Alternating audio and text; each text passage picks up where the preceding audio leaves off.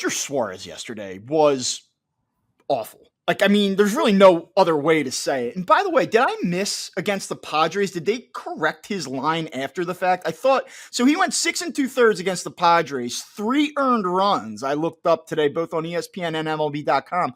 I thought that they had charged him with an error and that only one of those runs was earned. This is like dorky stuff.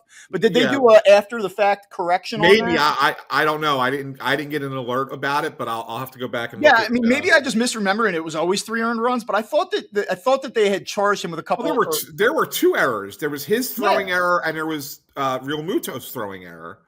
And I wonder if they may have changed it. I'll have to go look. Yeah, I saw it and I'm like, oh wow, 3 earned. I thought there's a great Twitter follow for MLB scoring changes. Like it updates all those. So I'll go back and look. I'll have to go back and look. So anyway, you look over his last 2 starts now, though, between the Padres game and then obviously yesterday, and his ERA has jumped from 1.99 after the Cincy game to 2.66.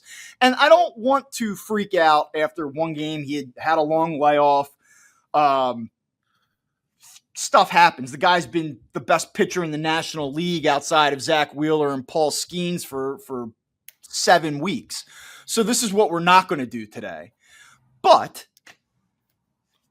what we saw happen last year is what does make me go, okay, like hold your breath here a little bit. It's not that Ranger Suarez had a bad start. It's that Ranger Suarez did this last year. And that's what I'm worried about.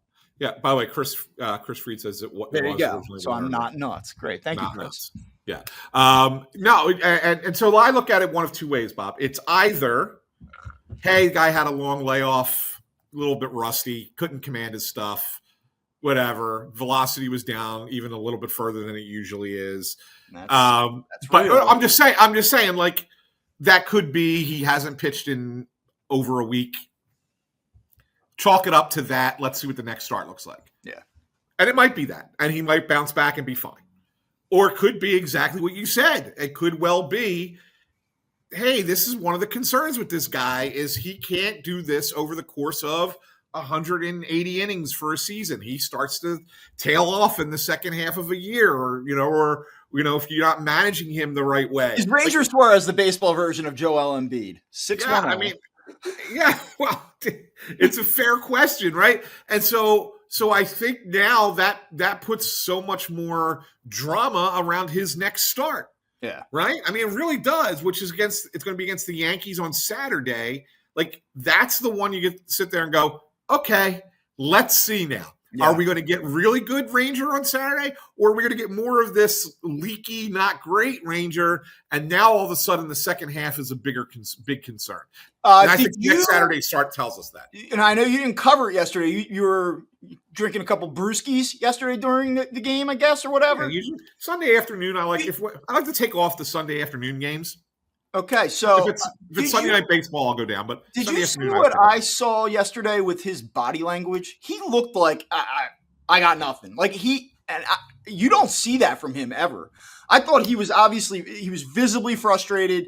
You could see that he felt beat by them. I think that the Angels saw that he felt defeated.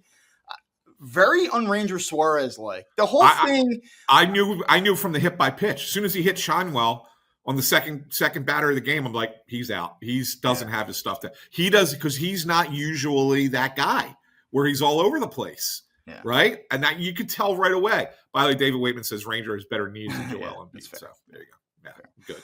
But no, I mean, yes. I mean, that was like you could. I thought here was why I had an issue with the way that they used the bullpen Friday and Saturday. And I know you had to because you had to pull Luzardo and you had to pull Walker at the times that they did. And so you knew that the bullpen was a little bit depleted.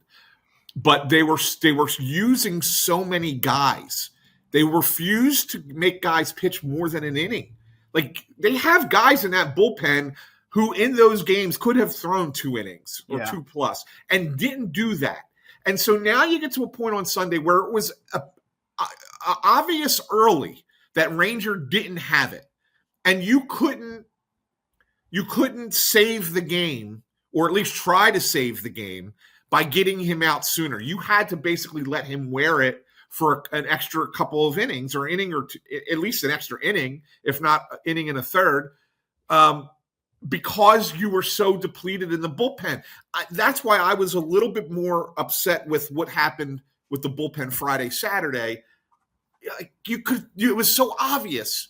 You could have pulled him at 5-0 and maybe had his chance. You go back to that start against the Reds, and he's out after 5 innings. Oh, the plan all along was to throw him 75 pitches. We needed to give him some rest, and then he's out there dying at 100 pitches yesterday in a game that they have no shot to win. And you're like, where's the math in this? Like, where's that is a frustration of mine with the Phillies. I get it.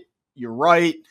But yesterday, to me, it's like if you're going to be that aware and that concerned about his workload and usage, and yes, he had a longer layoff coming into this start, but that would have been an opportunity to save a few pitches there yesterday. And Dave also points out, I want this was an important thing: the missed strike 3 call and then the 3-run double. That I tweeted it yesterday, and I thought it was funnier than it got credit for. But every time Mike Trout comes to Philly, he gets a gift.